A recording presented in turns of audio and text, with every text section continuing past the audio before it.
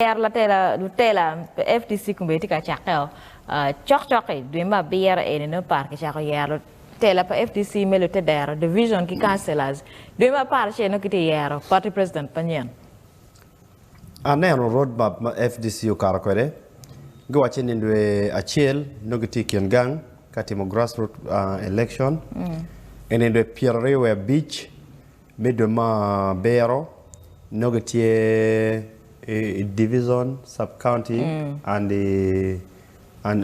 constituencies.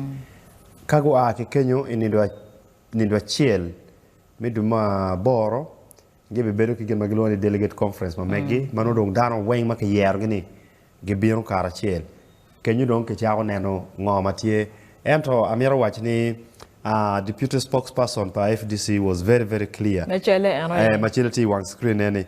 Atamo la chela munyi kero bera wache kwede. Wachini most of the time the Forum for Democratic Change is going for election. However, most of the time when we call in these kind of elections, there's a lot of bickering, talking. Nipol kare ka anateka kwane kera waini. Nipol kare ka gen gichiare bolo kui makui tika wat kuma ini. Kado oi kui mi Yero president. Lok bedo ma duong, koko bedo ma duong, yako wich bedo ma duong. Lucho lok ngea, kwanyo lok ma duong magichoyo. Eto ene penyor ne lwenti ngo, ipate ma megi. Ene gen magen giloni internal democracy. Kita dano miron yang kwede be, papate kama god, papate ti ye. Chi gen giloko, wege yu pate giwa ben mga, o ben ma be. Amaro waje kama lengni wagen party members themselves. Mukane, peginge furkira democracy tiyo kwede. Kadon kikatine mwaka bido tumo mirge ye dak Latela mukana dan mukana fundo kom gitika po pegera maniang nyo ye ni dong it's time to leave kumberi party president me FDC ye Patrick Oboy Amuriat maki yere i 2017 ka ye ti teme mwaka te lokone do bede i kom machar president pa FDC pe mwaka da beach ko me bede president ma dek from Kiza Besije to Muntu kidong Amuriat itami kira me yere tama Rio gen giti time limit?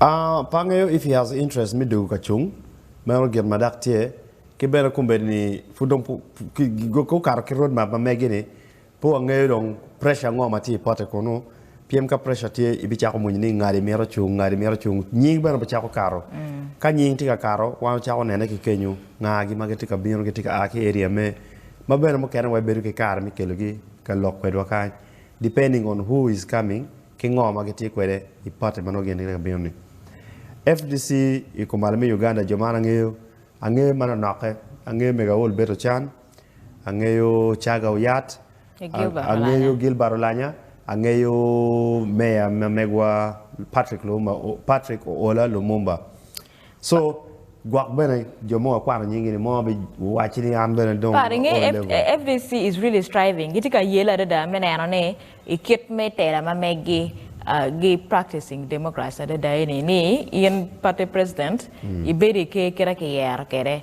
pe mo ne kenyama kare o chino de idek ki beru party chairman your president any so Atamni as one of the oldest, because that's the oldest, one of the oldest, at least oldest, second to UPC, Kenano in terms of Chungmi Berutie, UPC party modo Beruchuan, and a petek what while Kenano FDC karma creating a party matika mi Uganda kumedi challenge, the ruling party, TFDC, Mano Noob Football Bureau, it was the one which was closed door, Mano took a yellow FDC, it took a yellow NRM, Chicken Nano Gitia comedy. And then I for Gitio so especially structure-wise. Structure-wise, Gitio Mabe, may never get a word. Potamukano Bino Ataketorgio. Potamukano Bino Munica will call members, my Megio. The penny can watch it. How are we going to maintain? Do I watch your local president watching it by 2026?